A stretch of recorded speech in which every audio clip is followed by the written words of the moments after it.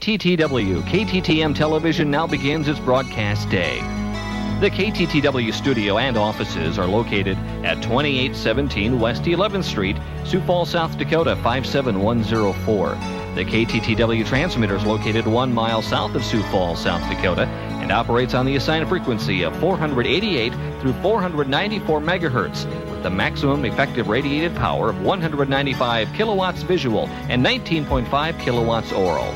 The KTTM studio and offices are located at 375 South Dakota Avenue, Huron, South Dakota 57350. The KTTM transmitter is located 2 miles east and 1 mile north of Alpena, South Dakota, and operates on the assigned frequency of 204 through 210 megahertz with the maximum effective radiated power of 316 kilowatts visual and 31.6 kilowatts oral.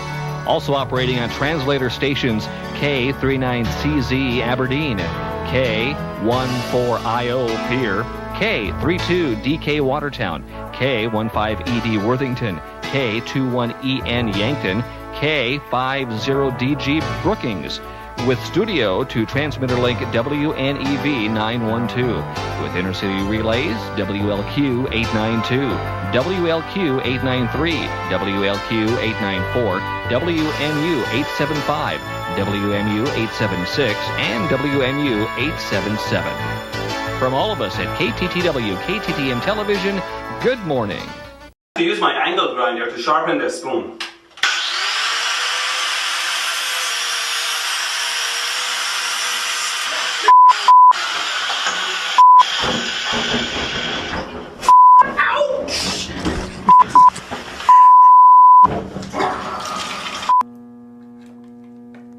Oh, I can feel my hair rising. Ow!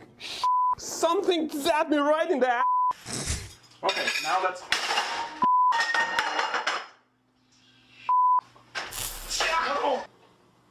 Always be aware of your surroundings. How to improve? Indeed. Hello, everybody. Better late than never. Here we are. It's Larry, K7HN. Welcome back to Ham Radio Live. Please hit subscribe. We don't monetize. There's no commercials here. You'll never hit a skip ad button the whole time you watch the show. And we do appreciate you subscribing. Thank you so much, because you see, it helps people that have an interest in ham radio to find the channel. Thank you so much. I'd like to welcome the folks from Australia. Glenn Stevenson is in the house. Thanks, Glenn. Also, Nikolai from Romania is here. Thank you, Nikolai. We got a full house. Check it out. Tom from Bahrain in the house as well. Welcome, show, everybody. Good to see you. Better late than never, right? And the lights are still on. It's brilliant. Yeah. They haven't come up with a name yet for it. See, it's weird because here we just don't get snow or ice. It just isn't normal. So we get this storm stuff coming in. It's funny. They usually come up with a corny name for it, which I haven't heard yet, but they're doing the 24/7 news cycle now and all the major, the locals. And it's funny because they always put the brand new reporter in the worst possible place. Like in Portland, we're close to where I live. There's an area that is a beautiful river. It's called the Columbia River.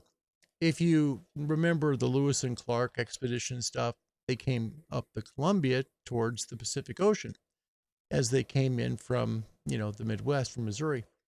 And the Columbia is like the only opening of the large Cascade Mountain range that goes all the way into British Columbia and all the way down into California.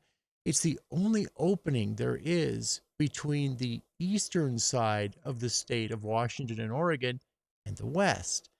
Well, when we get these certain weather patterns that come through, you get Arctic air coming in through the east where it typically is very cold and now super cold. And then you get a low pressure system that's off the coast and the wind just screams through the Columbia River Gorge, getting gusts to 70 miles per hour right now. And that wind is cold. I mean, it's coming from, places where it's like in the teens or less. It's freezing. So, yeah.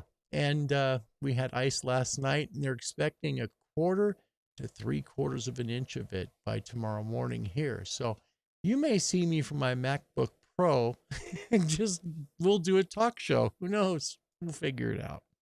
No CQ calling tonight. I need to pick my wife up from work, and I apologize for that. I don't apologize for picking her up. I apologize for the show being moved. We'll move it to tomorrow, hopefully, weather permitting. That we'll do the show then, and probably on 20, and maybe 40 as well. So we'll do CQ calling tomorrow at 1900 UTC. Welcome to the show. It's the 12th of February, 2021. It's great to see you guys. Sorry it's so late. I was like, I'm never going to get home.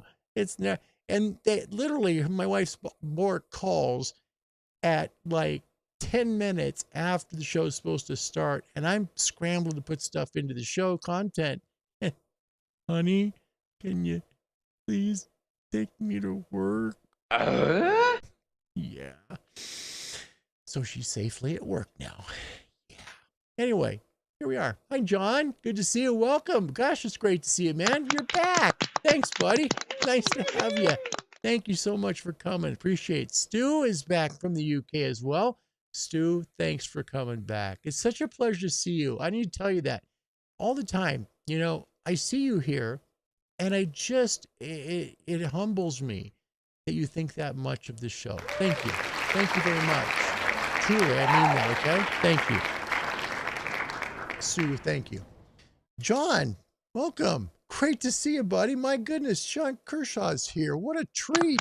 John, thanks for being here. Love the laugh. Beautiful picture there. Alexander is here. Alexander, welcome to the show. It's so nice to have you. I think that's the first time we've seen Alexander here as well. Mike is here. Mike is Kilo Delta 2, Sierra X-Ray Delta. Mike coming in the house. Good to see you, Mike. Thanks for showing up here.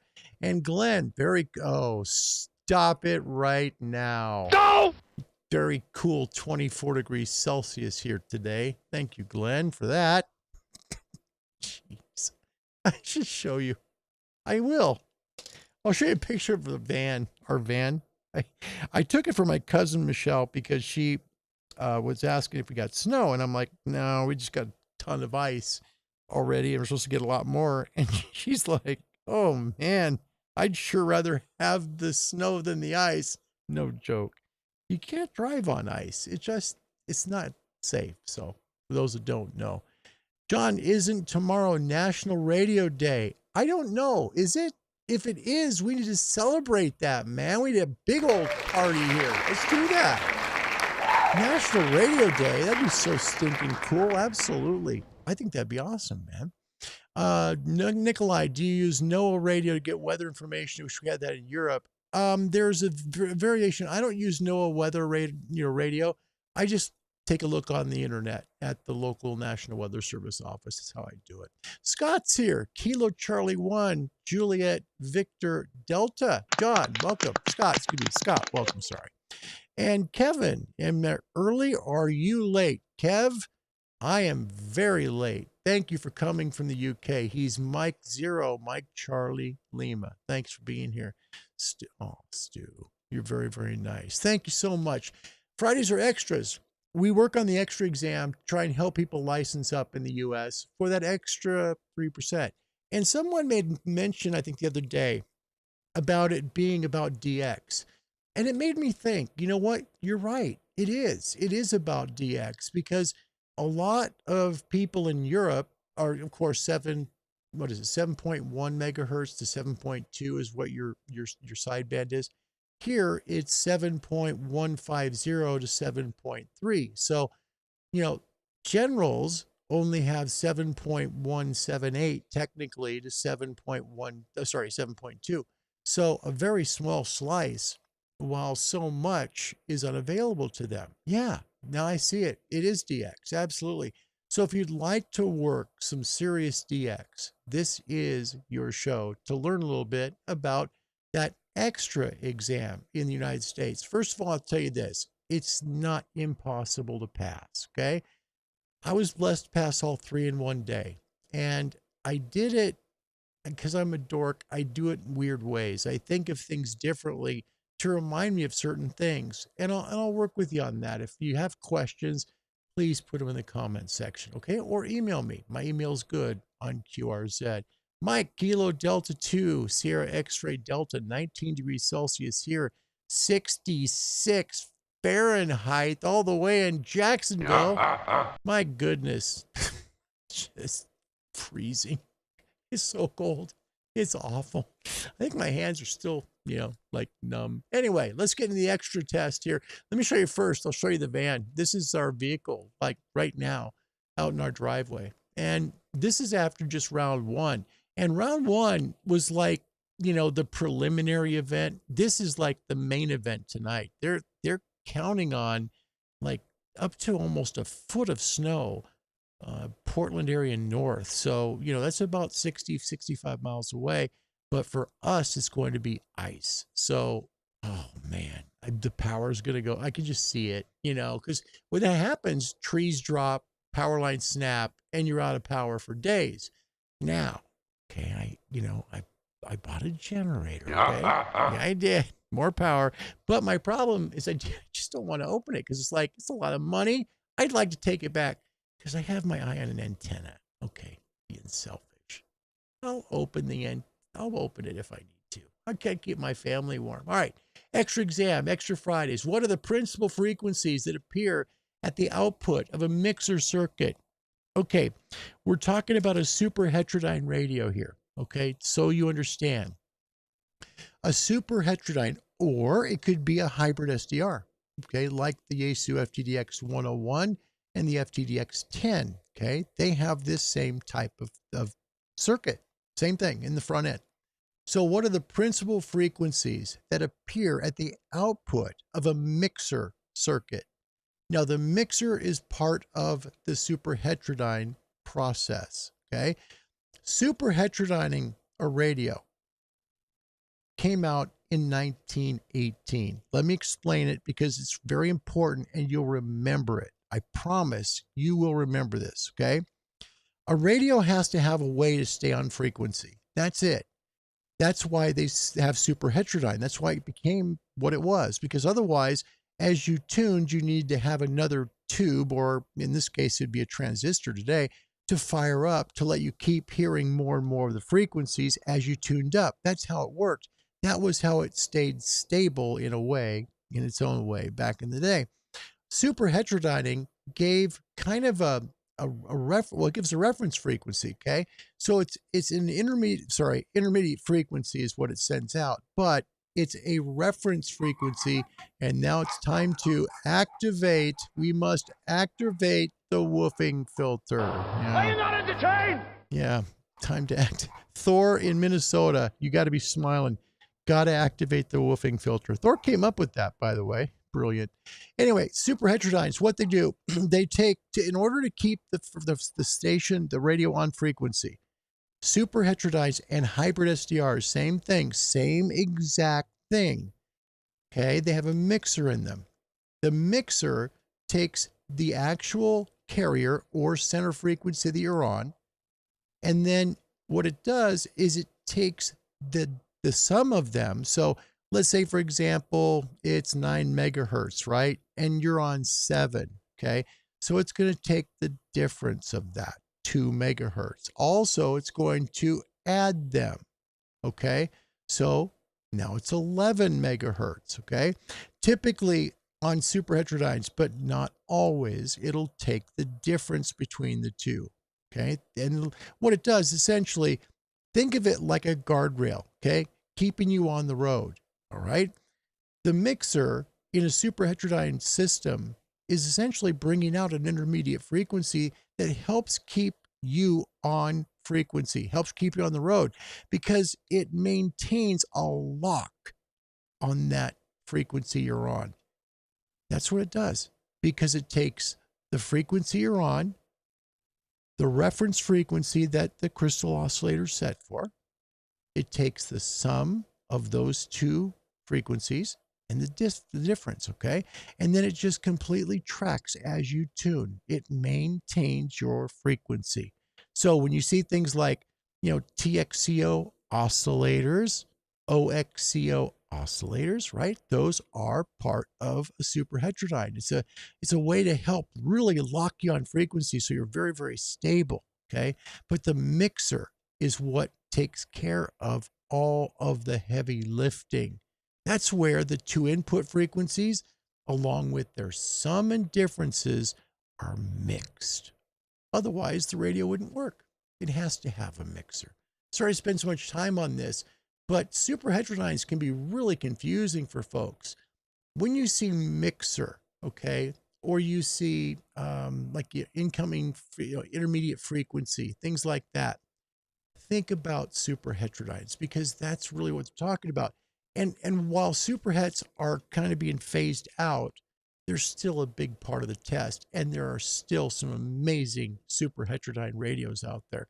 Personally, love the Kenwood 890 and 990 and 590. Love them. Love the ICOM 7100. Love my Yaesu 5000. All of them are super hets. They're great transceivers. All right, next question on the extra FCC exam. Extra Fridays. How can conducted and radiated noise caused by an automobile alternator be suppressed? Okay, so you got noise coming from your alternator. Typically, it's a whining noise that you hear on your radio. It's like a whine, okay? You fix it by connecting the radio's power leads directly to the battery and by installing coaxial capacitors in line with the alternator leads. Those capacitors help to regulate the incoming frequency that can be picked up in the power side of your transceiver. Yeah, because your receiver will hear noise even within the power line. Yeah, because think about it.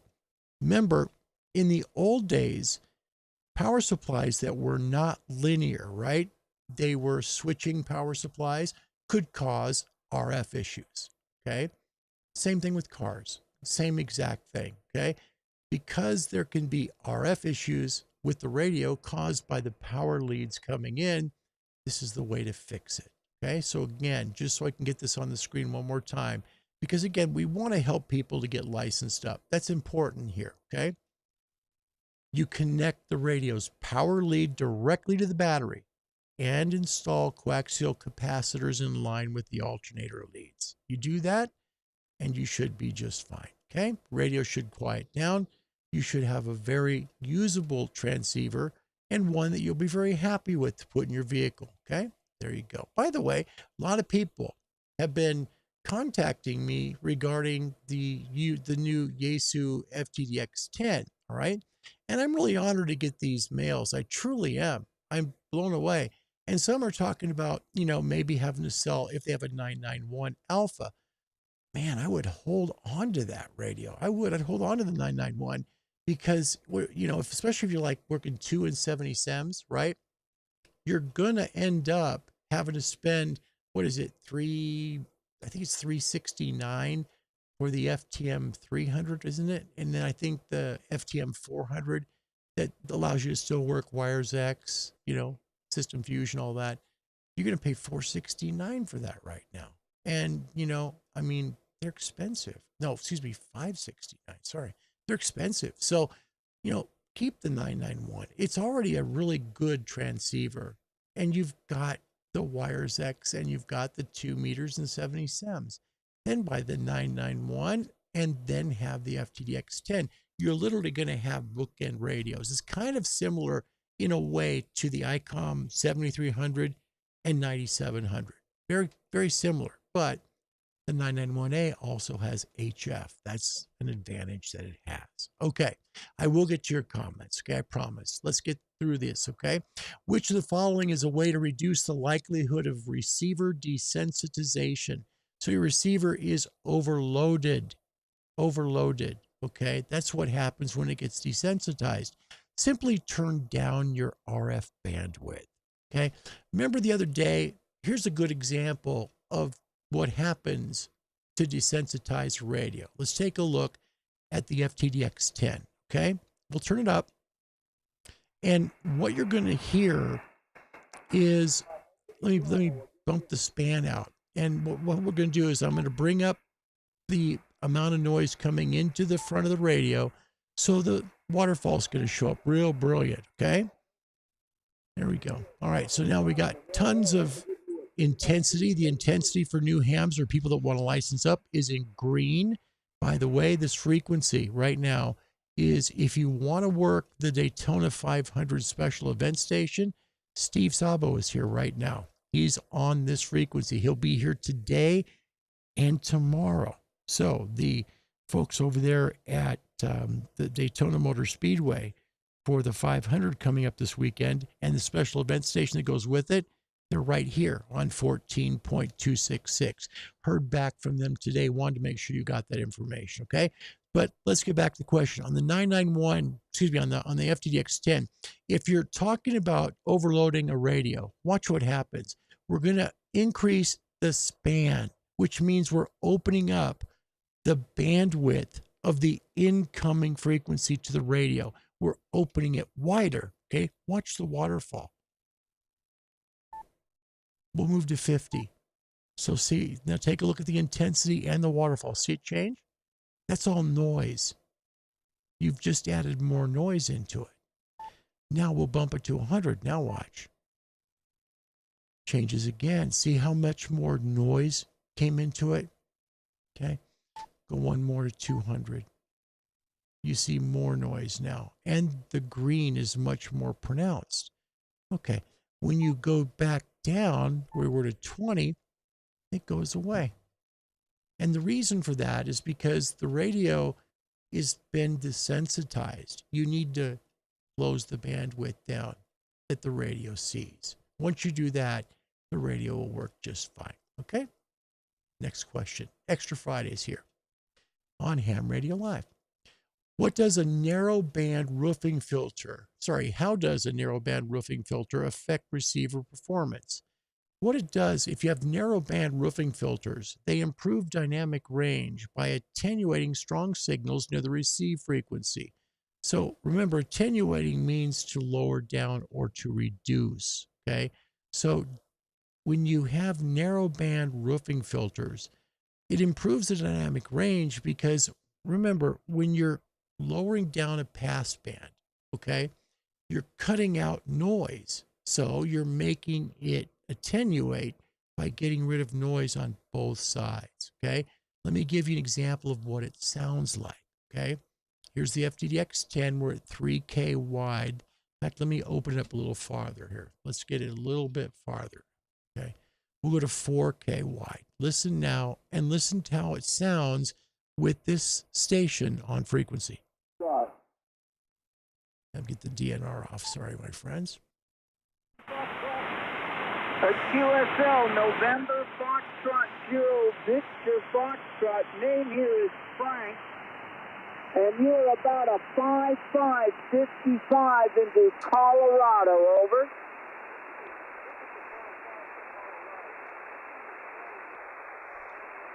See, that's almost too narrow now at 2250, but 24 sounds good. Okay, it's Victor Fox. Victor Fox, November Fox 0, Victor Starting to tighten him too tight, too tight. See? As you bring it out, you're going to find a very good match that's going to help you. And that's why when you have narrowband filters, it helps to attenuate the signals because it eliminates them essentially. It focuses in on the frequency you want to work. Okay? I hope that makes better sense. Remember, roofing filters are designed to keep noise away or signals away on each side. So as you narrow them down, you're focusing in on the station you're trying to work, and you're trying to get rid of the stations that are nearby outside the passband. Okay? Best way to describe it. Next question on the extra. If a frequency counter with a specified accuracy of plus or minus 1 part per million, so 1/10 of a part per million, reads 146,520, sorry, 146,520,000 hertz. Hard to say that in one breath. What's the most actual frequency being measured could differ from the reading. Okay, remember we're only talking 0.1. So that's really small. Okay, this is very, very small. So if you have a frequency counter like that, what's the actual frequency? It's really 14.652 hertz. That's all it is. You're talking about parts per million. Remember? Parts per million. So get rid of the million. That's your way out. Yep. Because basically you're getting the right answer by simply taking a look closely at that question. Remember, parts per million. Okay.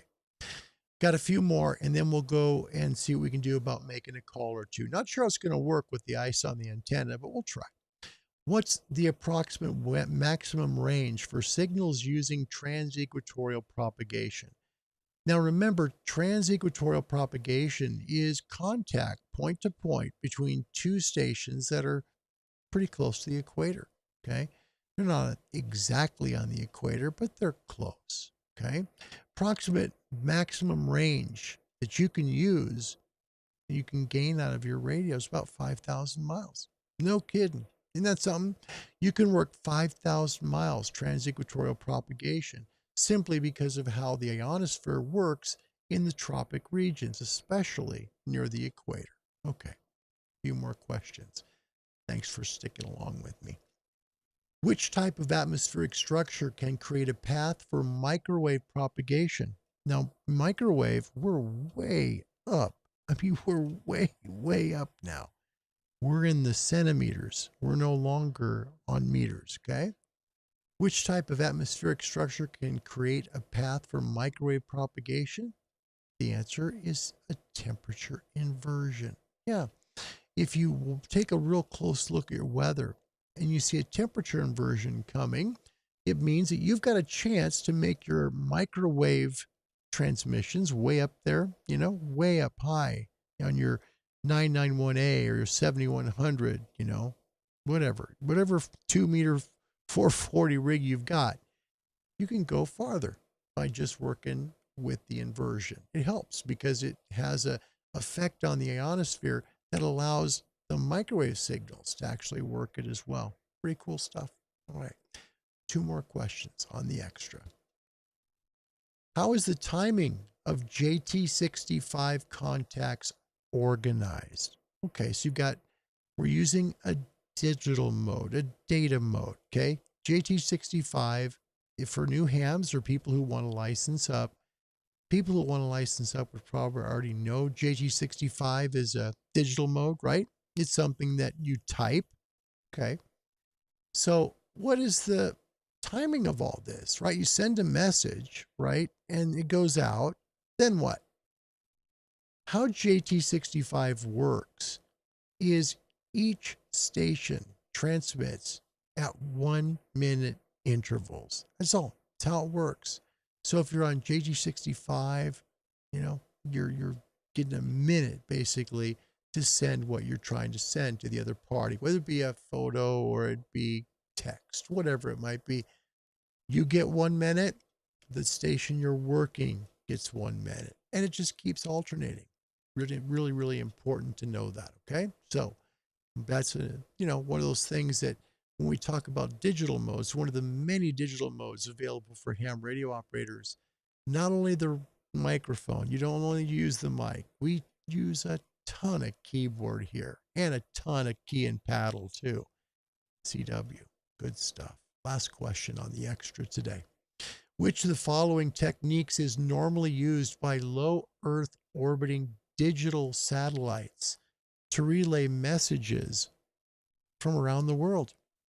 Okay, so there are ways that satellites work the Earth, okay?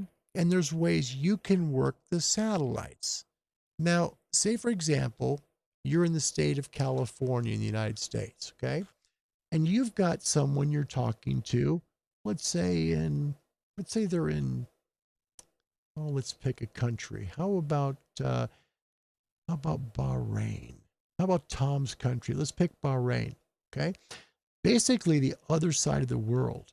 All right, so you send the message up to the satellite. And what they do is they do a store and forward function, because the satellite, while being high, isn't going to be able to be like a repeater, right? And take your message and send it to the station in Bahrain from California, because it's on the other side of the earth. So the satellites are good and smart enough to store those messages and forward them along when they get over on the other side of the earth. That's how it works. Ham radio is fascinating, isn't it? A lot of things you can do with ham radio. All right, let's take a look at these comments. My goodness gracious, you guys are very, very busy today. And let's see here. We got 15 below in Romania. No thanks. That's cold enough. Hi, Greg. Good afternoon to you from Iowa. He's studying for the extra exam himself. You're welcome. If I can help you with anything at all, Greg, please let me know. I'd be honored to help you, okay? You can do it. Yeah, I mean, I always say that, right? You can do it. But I mean that. I sincerely mean that. The extra is a very attainable license level. It is. So go in with confidence, okay? Study hard, take a lot of tests. And what I did was, once I get up to about 85 to 90% on each level, I was pretty good then. I felt I was ready. You get up to that level, Greg, yeah, you're going to be solid. Stu in the UK, currently -1 there and -5 tomorrow. That's crazy. That's crazy. November 3, Juliet Whiskey. Nice group today as usual. Speaks to the quality in there for the pop. Oh, goodness. Wow. You know, I never read all these that are like this because I don't want to come across as being bragging. I'm not that person. But thank you. Sincerely, thank you. That's very kind of you. There's a lot of work and time that goes into these shows, but I do them because I want to, because I enjoy it. In fact, I'm going to share real quick. I know we got a radio to do. I get it. But this is really a talk show for ham radio. We do it every day. And we get together and we hang out and we share ideas and we share our stories. That's what is fun about Ham Radio Live. I noticed when I went down after oral surgery,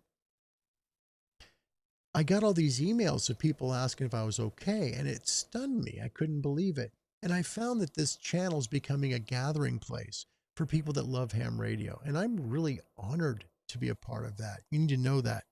I want to personally take a moment to thank a ham who completely blew me away. By the way, Glenn, I got an email from you on the aisle. I hope you like that. Now I'm like nervous. I hope he likes it. Oops. If he doesn't, he's going to be saying, what the heck are you thinking, man? No, I got a wonderful email yesterday. One of the kindest emails that I can ever remember. And it came from Great Britain. The call sign is Mike 0 Bravo Juliet Lima. And Sean is his name. And Sean, if you're watching, I just want you to know personally from me how much that email really meant. Thank you. Thank you very much. It's one thing not to monetize the channel because you lose money by not doing that. But I do it because I hate skip ad buttons and I don't want you to have to face them. And I figure it'll be okay. And it always has been. So that's fine. But my point is, when you receive a nice email from somebody, it means so much. Sometimes it comes at the perfect time too. Yours did, Sean. Thank you. Thank you very much. November 3, Juliet Whiskey, Gulf Coast of Northern Florida, hitting 73 degrees. Are you kidding me? Man, I'd give anything for that. We're going to Hawaii in 2 weeks, however. Yeah, looking forward to that. Man, I love Florida. I do. I've always loved Florida. It's a beautiful state. And it's open too. Johan from Barcelona's in the house. Welcome, Johan. Johan's my buddy from Shortwave Hobby. We hang out. We're good buddies. There he is, Sean. There he is. You are here. Hey, man. Sincerely. That's the kindest email I've ever received. Thank you. In ham radio. I've never seen one like that. Thank you very much. Colorado, Scott is in the house. 7 degrees Fahrenheit, cloudy and light snow. Dave's here. Whiskey Bravo 4, Oscar Romeo Charlie, portable 7, because it's 66 in the state of Arizona. My goodness gracious. Way too warm. Fred's here from Washington State. Fred, it's wonderful to have you today. Thank you so much for coming. The joy. Thanks, Fred. Yeah, that's pretty funny. That's pretty funny. It's neat to it's neat to have people close by.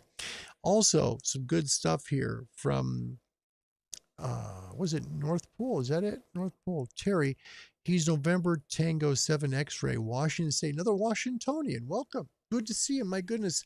I guess first time we've had you here. Thank you, Terry. Thank you. All right, so Terry has a question. He says, I have an FTDX 3000, would like the FTDX 10 to be considered an upgrade or downgrade to the 3000. It's an upgrade. Yeah, most definitely. Yeah. And there's a couple reasons for it. Okay. The 3000 doesn't hook to a display right away. It just doesn't, right? So you got to deal with that. Okay. No crystal roofing filters needed if you want to work CW or SSB on the 10. It's all there. It's all in digital signal processing. But I think the two things I like so much after using this radio as long as I have, Terry, is I love how easy it is to use once you learn it, once you know what everything does and where it's at. Okay. So I love that fact. So when you're using the rig, you know the knobs, you know the buttons, you know what everything does, right? And you get comfortable with it. Pretty soon you find yourself real proficient at this little radio that is so sensitive and selective, it will blow your mind. Seriously. And so that's one, okay? The other is that, well, it's a two-part. The other is it's got a great screen on it. This screen is the best screen that Yaesu's ever put out. It looks so much like the ICOM screens. This does not do it justice, nor does this, okay? This screen literally pops. It's just brilliant, okay? So if you're looking at between the 3000 and the FTDX 10, I've always loved the 3000. I've had 2 of them. However, this radio is my favorite Yaesu radio of all. It's just brilliant to use. It truly is. So I'd wait a few months, Terry, and the price will come down because they always do. You know, Gigaparts had them the day after Christmas. I've said it before, say it one more time, $15.25. That was their price. You can find it as well. You know, probably here in a few months, you're going to see a price drop. If, a few months later, price drop. A year from release, okay, which will be December of this year, it should be pretty close to its price ceiling, price basement, where it's going to go and stay, like all radios have. And see, the reason why the 3000 has went up in price, it's went up from, remember, it was like 13 and change, then it went to 15 and change, then it was 16, right? And then the 10 came out at $16.99. The 3000 was at $16.39. Remember, real close in price.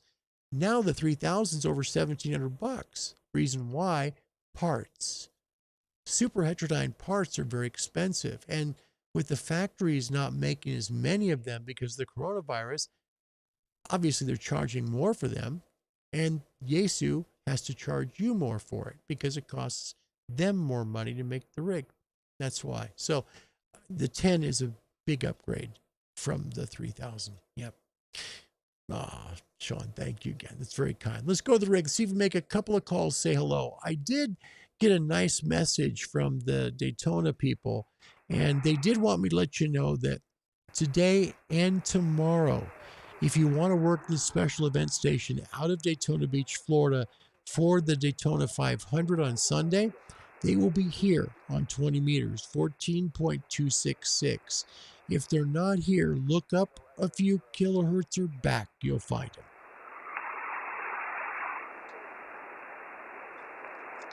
All right, so we're on the Yaesu FTDX 10, and today we're using the high gain AV680 vertical antenna at 33 feet. And the reason for that is because the other antenna is, they both are plugged with ice, but the AV680 is just, it just has less ice on it, I'll put it that way.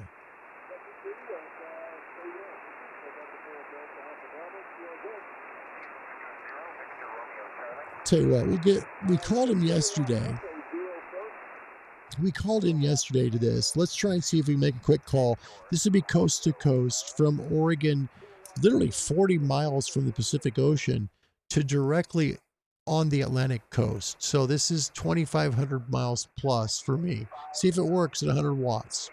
We're on 20 meters using the FTDX 10, and the antenna is a high gain AV680 vertical antenna.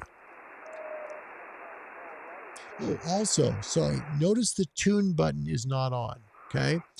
The tune button is not on, and when you activate it, you'll see it on the screen, like most rigs, okay? Tune will pop on, okay? So we're going to tune it. You see the light blinking, you know, behind the big tune sign in the center. This antenna we do have to tune. Callum's is resonant, but this one is not. So let's take a listen, see if we can make a call.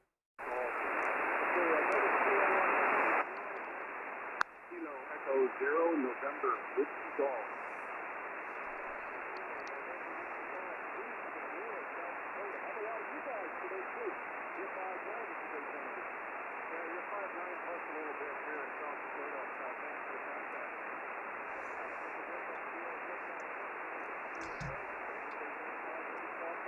They do a great job with this special event. It is so well done. They call you, what's interesting is they call you by your first name, but the moment you're giving your call sign and they pick you out of the pileup, they're typing your call sign in at QRZ and they respond back with your name. Listen carefully, you'll hear them do it. Yes, sir. Have a good contest. 73. SQL.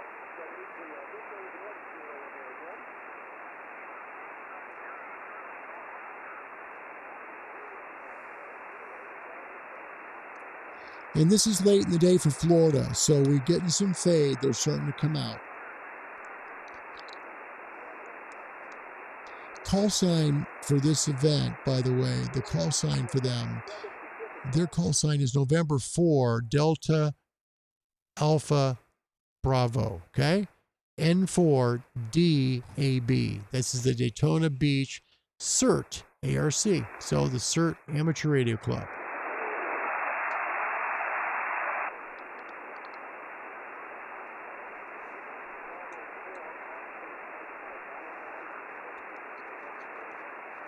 It's getting late, so I'm not sure we'll be able to get them, but we'll try.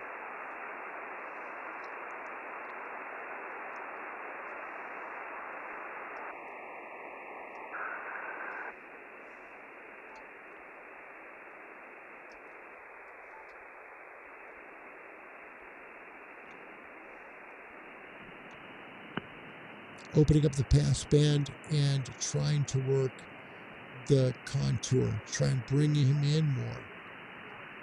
Hear him come in? See, when we had him here, you don't hear him so much. Listen. Now we start picking him up. See?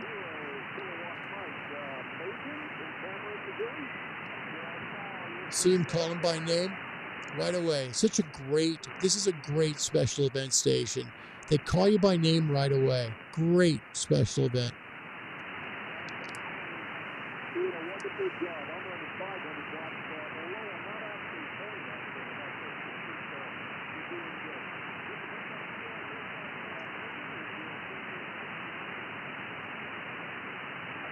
Kilowatt 7 Hotel, November.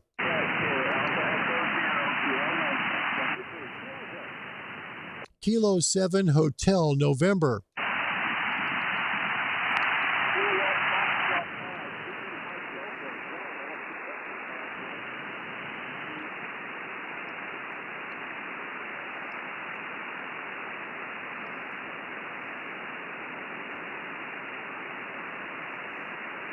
And sometimes you just got to leave the stuff alone.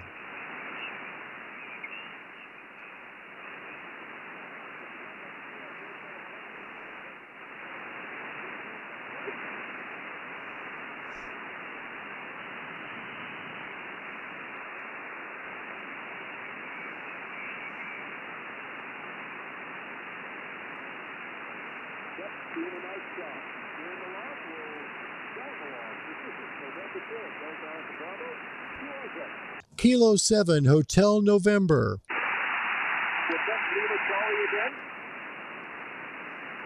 Pull in little DNR.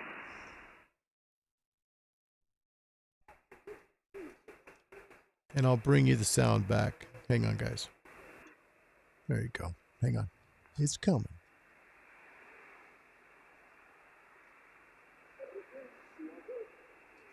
Kilo 7, Hotel November.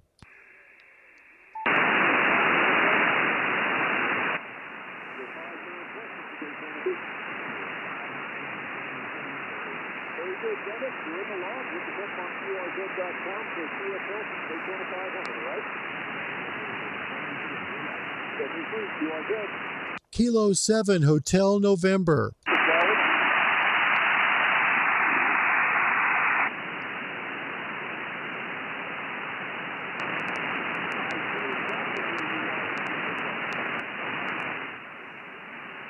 Try to knock some of that hash out.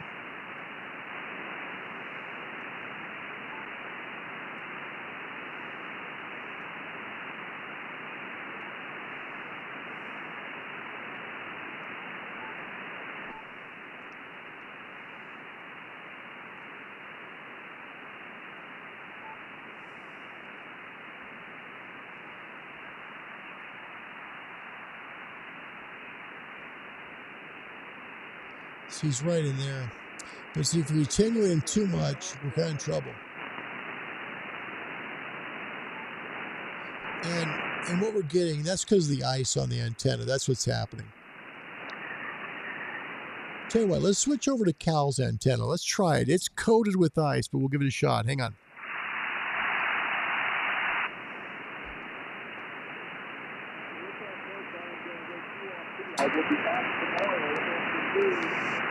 Hear the gain come up? This antenna, the DX Commander antenna is beautiful. It's just beautiful. Kilo 7 Hotel November. Kilo 7 Hotel November. Kilo 7 Hotel November. Hey, Larry, I got you in a lost voice now, old man, and I got all your emails. You did.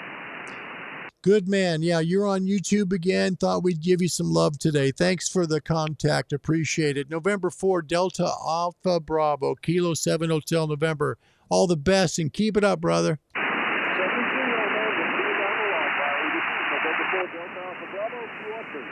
There you go. So, you know, there's Oregon to Florida again, and late. That surprises me because, you know, we're kind of late to be able to go that far. In Florida at this point, it's, wow, it's 442. So it's basically gray line for them almost. And, you know, that's a long haul, 2,500 miles. So nice to work them again. If you'd like to work them, that is the Daytona Beach Radio Club, basically the amateur radio club there in Daytona Beach, Florida. Getting ready for the big race on Sunday. All right. What we got here? We've got Mike. He's on 100 watts in a wire, 100 watts in a vertical here. So, yeah, works very, very well. Steve is here from Liverpool. Always a pleasure, Steve. Thanks for coming. Appreciate seeing you. Absolutely. Good to see you, man. Yeah, no CQ calling show tonight. Need to pick up the wife and need to make sure we get home safe. It's important. And then hopefully tomorrow the powers will be on and we'll be able to do CQ calling. It's powered by MFJ. MFJ has everything you need from amplifiers to antenna tuners and everything in between to help make your shack shine. Find them at mfjenterprises.com. All right, friends, I think we're good. We've been on for about 50 minutes. I'm going to skedaddle from here. I want to thank you so much for subscribing. You know, it means a lot to me. It does, because it humbles me to receive your emails more than you know. Thank you for that. Also, truly very grateful to have made some wonderful friends here that I consider wonderful people. Thank you for that. We are the only daily talk show about ham radio that's on every day on YouTube. And it's an honor to host this show for you guys. I love doing it. We're the original ones who did it, and we're still kicking. So thanks for being a part of the show. From Bahrain all the way to Australia, North America, all the way to Europe. My name is Larry. My call sign's Kilo 7 Hotel November. All the very best to you and your family. God bless you. Have yourself a very wonderful Friday evening. Goodbye, everybody.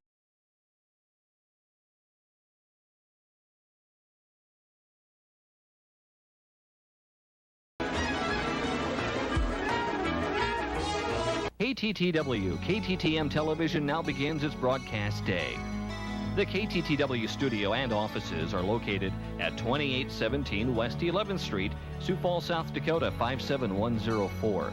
The KTTW transmitter is located 1 mile south of Sioux Falls, South Dakota, and operates on the assigned frequency of 488 through 494 megahertz, with the maximum effective radiated power of 195 kilowatts visual and 19.5 kilowatts oral. The KTTM studio and offices are located at 375 South Dakota Avenue, Huron, South Dakota 57350. The KTTM transmitter is located 2 miles east and 1 mile north of Alpena, South Dakota, and operates on the assigned frequency of 204 through 210 megahertz with the maximum effective radiated power of 316 kilowatts visual and 31.6 kilowatts oral. Also operating on translator stations K39CZ Aberdeen, K14IO Pier, K32DK Watertown, K15ED Worthington, K21EN Yankton, K50DG Brookings, with studio to transmitter link WNEV 912, with intercity relays WLQ 892, WLQ 893, WLQ 894, WMU 875, WMU 876, and WMU 877. From all of us at KTTW, KTTM Television, good morning. Guys, I wanted to just say one more thing, and I usually end the show right there at the sign-off. Thank you. Sincerely, thank you. I never came here to become huge in YouTube. Never, ever is my idea or was my idea. That's not who I am. I came here to try and help people get onto ham radio and maybe help people with products, to maybe that they would like, and help them with their ham shacks. It has been humbling to me to do this show. And I want you to know that today because that's sincere. Thank you, everyone from around the world who watch this show. It means the world to me to hear from you. And it's always a joy to spend the day with you. God bless you, everybody. Goodbye.